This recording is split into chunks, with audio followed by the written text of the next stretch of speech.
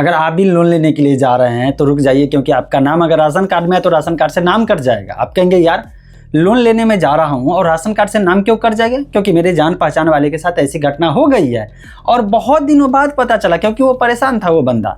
और हाल फिलहाल चर्चा चली कि भाई पता चला राशन कार्ड से नाम क्यों कटा, तो उसने बताया यार क्या कहूँ, मैंने एक गलती कर दिया कि लोन लेने के लिए गया और उसमें कुछ ऐसा डॉक्यूमेंट कर दिया, कुछ ऐसे गलती कर दिया जिसके कारण से अभी राशन कार्ड से नाम कट गया है। खैर जुड़वा लूंगा दोबारा से, उस गलती को जो है अब नहीं करूंगा। लेकिन लोगों के पास जानकारी मिलना चाहिए कि अगर आप भी लोन लेने के लिए जा रहे हैं तो आपके भी राशन कार्ड से नाम कटने की संभावना है।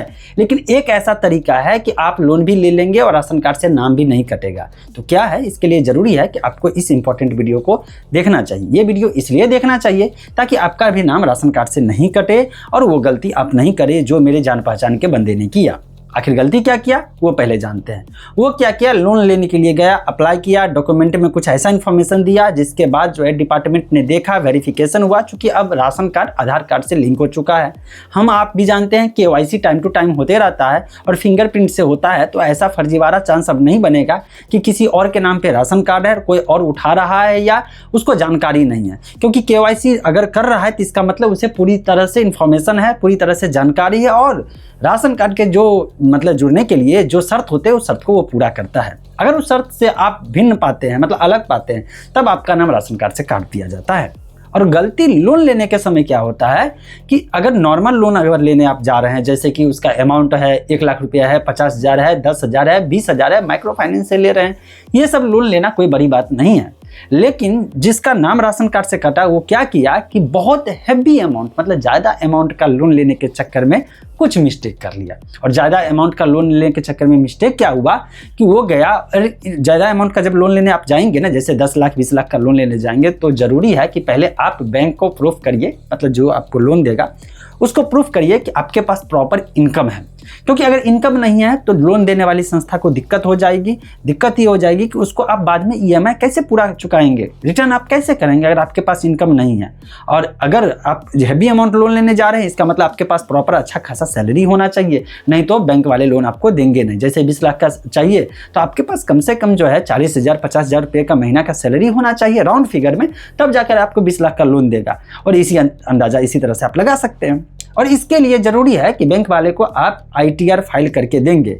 ITR मतलब इनकम टैक्स रिटर्न होता है और ITR में क्या दिखाया जाता है, आपके पास इनकम का सोर्स कौन कौन सा है, आप पैसा कहाँ से ला रहे हैं, कितना पैसा कमा रहे हैं, कहाँ से जो है आप जो है खर्च कर रहे हैं और कहाँ से जो है सोर्स जो इनकम कर रहे हैं। कहीं ऐसा तो नहीं है शेयर मार्केट से आप पैसा कमा रहे हैं, कृषि से है तो टैक्स फ्री है, लेकिन बाकी अदर सोर्स तो नहीं है, सैलरी नहीं है तो बिजनेस है, बिजनेस है तो किस टाइप का बिजनेस है, सब कुछ दिखाया जाता है इनकम टैक्स रिटर्न में।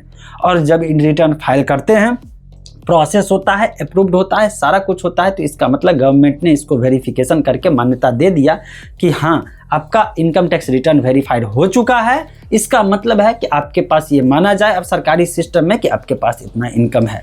ये जस्ट लाइक वही हुआ जैसे कि कम अगर इनकम रहता है तो आप आय प्रमाण पत्र बनाने के लिए ब्लॉक में जाते हैं, ऑनलाइन अप्लाई करते हैं और फिर आपके पास एक सर्टिफिकेट मिलता है जो ये प्रूफ करता है कि आपका इनकम कम है।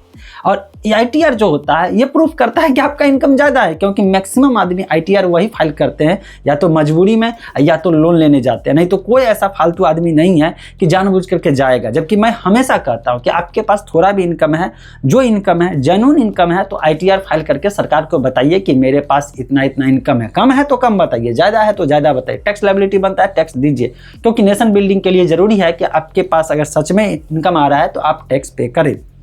अब ये जो बंदा जिसका नाम राशन कार्ड से कटा, ये क्या गलती कर लिया कि जानबूझ करके लोन ज़्यादा लेने के चक्कर में ITR में गलत इन्फॉर्मेशन भर दिया। गलत इन्फॉर्मेशन का मतलब है कि कैश में दिखा करके और इतना दिखाया कि उसके ऊपर टैक्स लायबिलिटी भी नहीं बने। ध्यान समझिएगा बात को, ये बहुत तेज अपने आप को बन रहा था। ये जिस बंदे से ITR फाइल कराया उससे सलाह ले लिया और उसने सलाह दे दिया कि आप इतना इनकम बताइए कि ज़्यादा टैक्स ना बने, बहुत हो 200 500 1000 रुपया तक टैक्स बने, इससे ज़्यादा नहीं बनना चाहिए। तो जिसने इसका फाइलिंग किया वो इस लेवल तक ला करके रख दिया कि इसका इनकम जो है 6 लाख से ऊपर हो गया। अब साल में 6 लाख से ऊपर अगर आप इनकम दिखा देते हैं तो ये राशन कार्ड में जो आपका नाम रखा हुआ है, इसका जो क्राइटेरिया है उस क्राइटेरिया से तो आप बाहर निकल जाते हैं। तो एक तरफ जब ITR फाइल किए तो आप 6 लाख से ज़्यादा का इनकम दिखाए और वो ITR आधार से अप्रूव्ड हुआ, आधार OTP है, आधार लिंक है, उसमें जो पैन नंबर है उसमें भी आधार लिंक है, राइट। और इधर आप जब राशन कार्ड के लिए अप्लाई किए थे और KYC कर रहे हैं, राशन कार्ड में नाम जुड़ा हुआ है, वो भी आधार बेस्ड है। और सरकार क्रैकडाउन आर्टिफिशियल इंटेलिजेंस का इस्तेमाल करके, सॉफ्टवेयर टेक्नोलॉजी का इस्तेमाल करके सरकार इस चीज़ का क्रैकडाउन कर रही है कि हमारे द्वारा दिया गया जो सब्सिडी या DBT स्कीम या किसी भी तरह का सुविधा आम पब्लिक को दिया जा रहा है उसका मिसयूज तो नहीं किया जा रहा है। तो इसीलिए ऑटोमेटिक डिडक्शन के कारण बहुत लोगों का नाम राशन कार्ड से ऑटोमेटिक कट रहा है, डिलीट हो रहा है, और यही गलती के कारण उस बंदे का नाम राशन कार्ड से कट गया। इसीलिए मैं कहता हूँ कि अगर आप लोन लेने जा रहे हैं तो समझ जाइए, माइक्रो फाइनेंस से लोन ले रहे हैं, जीविका से लोन ले रहे हैं, छोटा मोटा लोन, MSME वाला बहुत कम अमाउंट वाला लोन अगर ले रहे हैं तब तो चलेगा, कोई दिक्कत नहीं है, इतना तक सर्वाइवल है, क्योंकि आपका इनकम कम है तो कम का ही लोन मिलेगा। लेकिन ज़्यादा के चक्कर में ITR में गलत इन्फॉर्मेशन देंगे, आपका नाम राशन कार्ड से कट जाएगा।